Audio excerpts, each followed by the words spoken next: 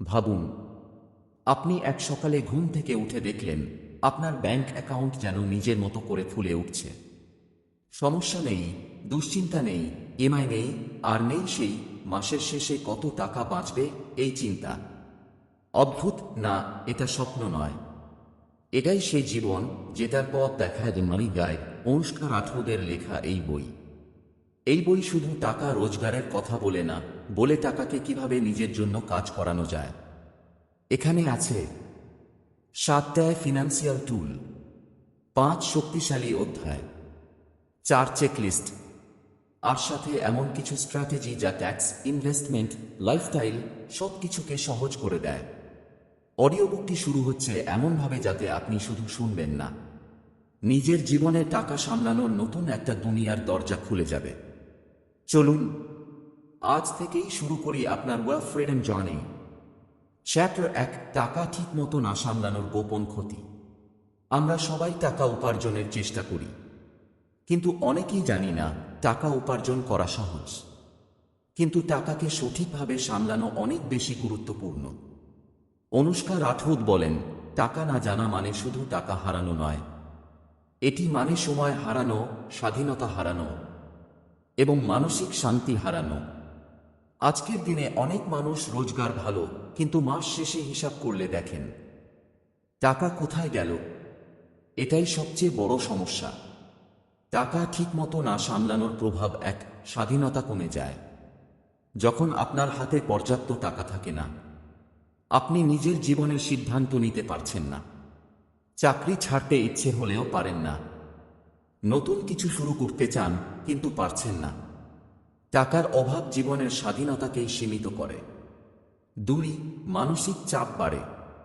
মানুষ স্ট্রেস খায় টাকার অভাবে নয়, স্ট্রেস খায় টাকার পরিকল্পনা না থাকা, যে কারণে সবসময় মনে হয় পরিস্থিতি আমার নিয়ন্ত্রণে নেই। 3, ভবিষ্যৎ অনিশ্চিত হয়। হঠাৎ অসুখ, জরুরি খরচ, চাকরি হারানো, এইসব পরিস্থিতিতে যদি টাকা না থাকে, তাহলে জীবন থেমে যায়। প্রতিটি ছোট সিদ্ধান্ত, যেমন কোনো খরচ করা বা না করা, এখনই প্রভাব ফেলে আপনার ভবিষ্যতের স্বাধীনতার উপর। টাকা রোজগার, টাকা সামলানো। বেশিরভাগ মানুষ ভাবে আরেকটু বেশি রোজগার করলে সব ঠিক হয়ে যাবে, কিন্তু বাস্তব হলো অনেক বেশি রোজগার করা লোকও মাস শেষে সমস্যায় পড়ে, যদি সে জানে না তার টাকা কোথায় যাচ্ছে। টাকা সামলানো মানে হলো আপনার আয়ের প্রতি সচেতন থাকা, প্রতিটি খরচের জন্য পরিকল্পনা করা এবং সঞ্চয় ও বিনিয়োগের দিকে মনোযোগ দেওয়া। চ্যাপ্টার 1 এর মূল শিক্ষা, টাকা কোথায় যাচ্ছে এটার পরিষ্কার ধারণা থাকা জরুরি। পার্সোনাল ফাইন্যান্স মানে শুধু উপার্জন নয়, টাকা সামলানো, সঞ্চয় করা, বিনিয়োগ করা। সঠিক পরিকল্পনা ছাড়া কোনো ইনকাম স্থায়ী শান্তি দিতে পারে না। আর্থিক স্বাধীনতা আসে সচেতনতা ও নিয়ন্ত্রণ থেকে, বেশি টাকায় নয়। চ্যাপ্টার 2, পার্সোনাল ফাইন্যান্স ইকুয়েশন, জীবন বদলে দেওয়া 4টি সংখ্যা।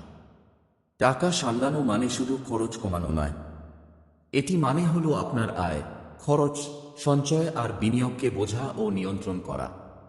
অনুষ্কা রাঠোদ বলেন, ব্যক্তিগত অর্থের মূল হল 4টি সংখ্যা: ইনকাম আয়, এক্সপেন্স খরচ, অ্যাসেটস সম্পদ, লায়াবিলিটিস দায়।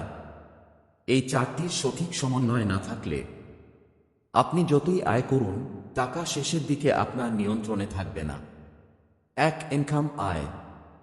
আপনার মাসিক আয় শুধুই টাকা নয়, এটি আপনার স্বাধীনতার শক্তি। আপনি যত আয় করেন তার একটা অংশ অবশ্যই সঞ্চয় এবং বিনিয়োগে যাবে। যদি সব কিছু খরচে চলে যায়, তাহলে আপনার আয় কোনো নিরাপত্তা দিতে পারবে না। 2, এক্সপেন্স খরচ। খরচ কমানো মানে সবসময় বাজেটিং নয়, এটি মানে হলো প্রয়োজন অনুযায়ী খরচ করা, উদ্দেশ্যহীন খরচ কমানো। একটি সহজ নিয়ম, আপনার খরচ 3 ভাগে ভাগ করুন: নিডস প্রয়োজনীয়, ওয়ান্টস চাহিদা, সেভিংস ইনভেস্টমেন্ট সঞ্চয় ও বিনিয়োগ। 3, অ্যাসেটস সম্পদ। সম্পদ মানে শুধু জমি বা ঘর নয়, যে কোনো জিনিস যা সময়ের সাথে মান বা আয় বাড়ায় তা সম্পদ। যেমন সঞ্চয় করা টাকা, স্টক বা মিউচুয়াল ফান্ড, বাড়ি বা যে কোনো আয়ের উৎস। সম্পদ আপনাকে ভবিষ্যতের নিরাপত্তা ও স্বাধীনতা দেয়। 4. ওয়েবিলিটিস, দায়। দায় মানে হলো সেই সব খরচ যা আপনার উপর চাপ সৃষ্টি করে, যেমন লোনের ইএমআই, কার্ড বকেয়া, অপ্রয়োজনীয় ঋণ। ওয়েবিলিটিস বেশি হলে আপনার আয় এবং সম্পদের সঠিক ব্যবহার ব্যাহত হয়। Personal finance equation. Anushka Rathod একটি সহজ ফর্মুলা দেন। Income, expenses, savings assets, liabilities, net worth. এই দুটি ফর্মুলা বুঝলে আপনি জানবেন আপনার অর্থনৈতিক অবস্থা কোথায় দাঁড়াচ্ছে এবং কোন জায়গায় পরিবর্তন দরকার। চ্যাপ্টার 2 এর মূল শিক্ষা। টাকা সামলানোর জন্য 4টি সংখ্যা বোঝা আবশ্যক: ইনকাম, এক্সপেন্স, অ্যাসেটস, লায়াবিলিটিস। আয় বাড়ানোর আগে খরচ ও দায় নিয়ন্ত্রণ করতে হবে। সম্পদ তৈরি করলে স্বাধীনতা আসে, দায় বেশি হলে চাপ বৃদ্ধি পায়। সঠিক সমন্বয় করলে আপনার অর্থের নিয়ন্ত্রণ আপনার হাতে চলে আসে। চ্যাপ্টার 3, বাজেট তৈরি, আপনার টাকার ওপর প্রথম নিয়ন্ত্রণ। অনুষ্কা রাঠৌদ স্পষ্টভাবে বলেন, যদি আপনি বাজেট না করেন তাহলে আপনার টাকা নিজেই নিজের পথ বেছে নেয়। অর্থাৎ আপনি না ঠিক করলে টাকা ঠিক করবে কোথায় যাবে। এটাই বেশিরভাগ মানুষের সমস্যা। বাজেট কোনো কঠিন কিছু না, এটি শুধু একটি পরিষ্কার ছবি যেখানে দেখা যাবে আপনার টাকা আসছে কোথা থেকে এবং যাচ্ছে কোথায়। কেন বাজেট জরুরি? 1. অযথা খরচ চোখে পড়ে। যে খরচকে আপনি ছোট ভাবেন সেগুলোই মাস শেষে বড় অঙ্কে দাঁড়ায়। বাজেট আপনাকে দেখায় কোন খরচ অপ্রয়োজনীয়। 2. টাকার ওপর নিয়ন্ত্রণ আসে। আপনি জানেন কোন খাতে কত খরচ করতে পারবেন, কোথায় সীমা টানতে হবে এবং কোথায় একটু বেশি বিনিয়োগ করা উচিত। 3. ভবিষ্যতের পরিকল্পনা স্পষ্ট হয়। বাজেট করলে আপনি দেখতে পারবেন সঞ্চয় কত হচ্ছে, বিনিয়োগ কোথায় করবেন এবং কোন লক্ষ্য কতদিনে অর্জন করা যাবে। বাজেট করার 3টি সহজ ধাপ। ধাপ 1, আপনার ইনকাম লিখুন। মাসে মোট কত টাকা আসছে, স্যালারি, ফ্রিল্যান্সিং, সাইড ইনকাম সব লিখবেন। ধাপ 2, আপনার খরচগুলো ভাগ করুন। খরচকে 3টি ভাগে রাখুন: নিডস, অত্যাবশ্যক, বাড়ি ভাড়া, খাবার, যাতায়াত। ওয়ান্টস, চাহিদা, বাইরে খাওয়া, সাবস্ক্রিপশন, শপিং। সেভিংস, ইনভেস্টমেন্টস, সঞ্চয় ও বিনিয়োগ। ধাপ 3, প্রতি মাসে পর্যালোচনা করুন। বাজেট বানিয়ে ভুলে গেলে হবে না। মাসের শেষে দেখুন আপনি কি পরিকল্পনা অনুযায়ী চলেছেন। যদি না হয়ে থাকে, কোথায় ভুল হয়েছে। 50-30-20 বাজেট রুল, সহজ সমাধান। অনুষ্কা রাঠৌদ অনেকের জন্য একটি কমপ্লেক্স বাজেট না দিয়ে সহজ রুল সাজেস্ট করেন। 50% নিডস, 30% ওয়ান্টস, 20% সেভিংস, ইনভেস্টমেন্টস। এই রুল অল্প আয় থেকেও শুরু করা যায়। বাজেটকে সফল করার গোপন কৌশল: সব খরচ লিখে রাখুন, ছোট খরচও বাদ না দিয়ে। সাবস্ক্রিপশনগুলো রিভিউ করুন, যা ব্যবহার করেন না কেটে দিন। খরচের সীমা ঠিক করুন, ওয়ান্টস সেকশনে বেশি যেন না যায়। সেভিংস ও ইনভেস্টমেন্ট আগে করুন, খরচ পরে। বেশিরভাগ মানুষ খরচ করে শেষে বাঁচিয়ে রাখে, কিন্তু সফল মানুষরা প্রথমে বাঁচিয়ে রাখে, শেষে খরচ করে। চ্যাপ্টার 3 এর মূল শিক্ষা। বাজেট মানে নিজের টাকার ওপর নিজের নিয়ন্ত্রণ। বাজেট করলে জীবন সহজ হয়, স্ট্রেস কমে। খরচ লিখে রাখলে অপ্রয়োজনীয় খরচ ধরা পড়ে। বাজেট হলো পার্সোনাল ফাইন্যান্স এর প্রথম বাস্তব পদক্ষেপ। বাজেট থাকলে আপনার টাকা আপনার লক্ষ্যকে সাপোর্ট করে। চ্যাপ্টার 4, এমার্জেন্সি ফান্ড, জীবনের সেফটি নেট। অনুষ্কা রাঠৌদ বলেন, এমার্জেন্সি ফান্ড হলো আপনার আর্থিক লাইফ জ্যাকেট।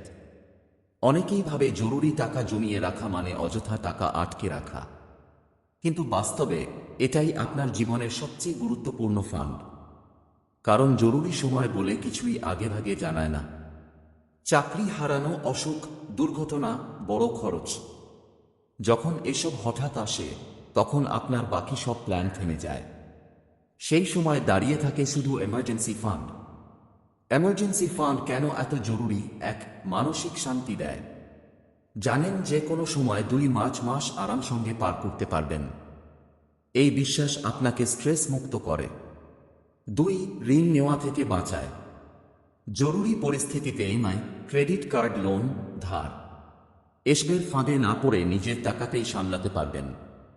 3, পরিবারের সুরক্ষা নিশ্চিত করে। আপনার উপর নির্ভরশীল লোকজন জানবে যে কোনো বিপদে আপনার কাছে প্রস্তুতি আছে। এমার্জেন্সি ফান্ড কত হওয়া উচিত? অনুষ্কা রাঠৌর সাজেস্ট করেন 3 থেকে 6 মাসের খরচ সমান টাকা এমার্জেন্সি ফান্ড এ রাখা উচিত।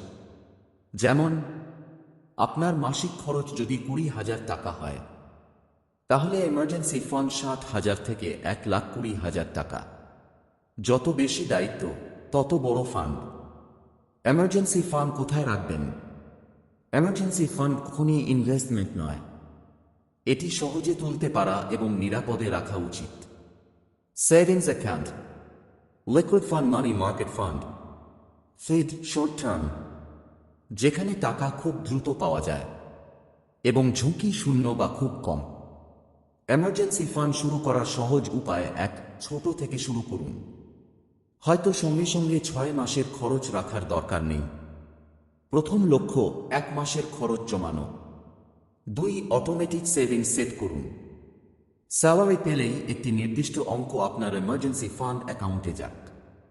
মানুষ যত কম ভাবে তত বেশি সেভ করতে পারে। 3, এই টাকায় কখনো হাত দেবেন না, এটি শুধুই জরুরি পরিস্থিতির জন্য। শপিং, ট্রাভেল, গ্যাজেট এগুলো জরুরি নয়। এমার্জেন্সি ফান্ড আপনার জীবনে কি পরিবর্তন আনে? হঠাৎ সমস্যা এলে জীবন থেমে যায় না, সিদ্ধান্ত নেওয়ার শক্তি বাড়ে, চাকরি বা কাজ বদলানোর স্বাধীনতা আসে, আত্মবিশ্বাস বাড়ে, কারণ নিজের পরিস্থিতির নিয়ন্ত্রণ আপনার হাতে। ঋণের ফাঁদে পড়া অনেকটাই কমে। এমার্জেন্সি ফান্ড আপনাকে শেখায় টাকা শুধু আরাম নয়, নিরাপত্তাও দেয়। চ্যাপ্টার 4 এর মূল শিক্ষা। এমার্জেন্সি ফান্ড হল আপনার আর্থিক সেফটি নেট। 3, 6 মাসের খরচ আলাদা করে রাখা জরুরি। এই টাকা যেন নিরাপদ জায়গায় থাকে। জরুরি না হলে ব্যবহার করা যাবে না। এটা বিনিয়োগ নয়, এটি মানসিক শান্তির ফান্ড। চ্যাপ্টার 5 ব্যাংকের ভেতরের লুকানো নিয়ম। আপনার টাকার ওপর কার নিয়ন্ত্রণ? আমরা সবাই ব্যাংকে টাকা রাখি, কারণ মনে করি ব্যাংক মানেই নিরাপত্তা। কিন্তু অনুষ্কা রাঠৌর একটি গুরুত্বপূর্ণ সত্য মনে করিয়ে দেন। ব্যাংকে টাকা রাখা নিরাপদ ঠিকই, কিন্তু সেটা পুরোটা আপনার নিয়ন্ত্রণে থাকে না। 1, ব্যাংক সুদ দেয়, কিন্তু আপনার টাকার থেকেও বেশি আয় করে। ব্যাংক আপনাকে 3-4% সুদ দেয়, কিন্তু আপনার সেই টাকা দিয়ে তারা লোন দেয় 10-15% সুদে। মানে কি? আপনি ব্যাংককে টাকা দেন কম দামে, ব্যাংক সেই টাকা অন্যকে দেয় বেশি দামে। অর্থাৎ আপনি ঘুমান, কিন্তু আপনার টাকা ব্যাংকের জন্য কাজ করে। সমস্যা হলো আপনার জন্য কাজ করে না। 2, শুধু সেভিংস অ্যাকাউন্টে টাকা রেখে ভুল করা। অনেক মানুষ ভাবে টাকা ব্যাংকে আছে মানে সব ঠিক, কিন্তু বাস্তব হলো মুদ্রাস্ফীতি বা ইনফ্লেশন যদি 6-7% হয় আর আপনি সুদ পান 3-4%, তাহলে আপনার টাকার আসল মূল্য কমে যাচ্ছে। আপনি চোখে দেখেন না, কিন্তু আপনার টাকা নীরবে ছোট হয়ে যায়। 3, ব্যাংক আপনাকে নিরাপত্তা দেয়, কিন্তু সম্পদ তৈরি করে না। ব্যাংকের কাজ আপনার টাকা নিরাপদে রাখা, লেনদেন সহজ করা, কিন্তু ব্যাংকের কাজ আপনাকে ধনী করা নয়। সেটা আপনাকেই করতে হবে, ইনভেস্টমেন্টের মাধ্যমে। 4, তাহলে সমাধান কি? সেভিংসে শুধু প্রয়োজনীয় জরুরি ফান্ড রাখুন, বাকি টাকা অলস হয়ে না থেকে কোথাও যেন বাড়তে পারে। ব্যাংককে ব্যবহার করুন, ব্যাংক যেন আপনাকে ব্যবহার না করতে পারে। মূল শিক্ষা: ব্যাংক নিরাপত্তা দেয়, কিন্তু বৃদ্ধি দেয় না। সুদের হার কম আর ইনফ্লেশন বেশি, এই ফাঁকে টাকাই হারিয়ে যায়। ব্যাংকে পুরো বিশ্বাস করবেন, কিন্তু সম্পূর্ণ নির্ভর করবেন না। স্মার্ট আর্থিক পরিকল্পনা মানে ব্যাংক ইনভেস্টমেন্ট দুটোই বুঝে ব্যবহার করা। আজকের অধ্যায়ের প্রতিটি লাইন যদি আপনার চিন্তাকে একটু হলেও বদলে দিয়ে থাকে, যদি মনে হয় হ্যাঁ, আমাকেও নিজের টাকার নিয়ন্ত্রণ বুঝে নিতে হবে, তাহলে এখনই একটু সময় নিয়ে ভিডিওটি লাইক করে দিন। আপনার লাইক, আপনার কমেন্ট, এগুলো শুধু সংখ্যা নয়, এগুলো আমাদের বুঝতে সাহায্য করে আপনার জন্য কোন ধরনের কন্টেন্ট সবচেয়ে দরকারি। কমেন্টে জানাতে ভুলবেন না আজকের অধ্যায় থেকে সবচেয়ে গুরুত্বপূর্ণ কোন শেখাটা আপনি নিয়েছেন। আপনার একটি মন্তব্য অন্য কাউকে অনুপ্রাণিত করতে পারে। আর যদি এখনও আদিবুক সেলফ সাবস্ক্রাইব না করে থাকেন, তাহলে এখনই সাবস্ক্রাইব করে বেল আইকন চাপুন, কারণ পরের অধ্যায়গুলোতে আছে আরও জরুরি টাকার নিয়ম, যা আপনার লাইফস্টাইল, ট্যাক্স থেকে ইনভেস্টমেন্ট পর্যন্ত সবকিছু আরও শক্ত ভিত্তিতে দাঁড় করাতে সাহায্য করবে। আপনার সাপোর্টই আমাদের প্রতিদিন নতুন কন্টেন্ট বানিয়ে যেতে শক্তি দেয়। সঙ্গে থাকুন, শেখার যাত্রা চালিয়ে যান। এটাই আপনার ভবিষ্যতের স্বচ্ছলতার প্রথম পদক্ষেপ। পরের অধ্যায়ে আবার দেখা হবে। ধন্যবাদ।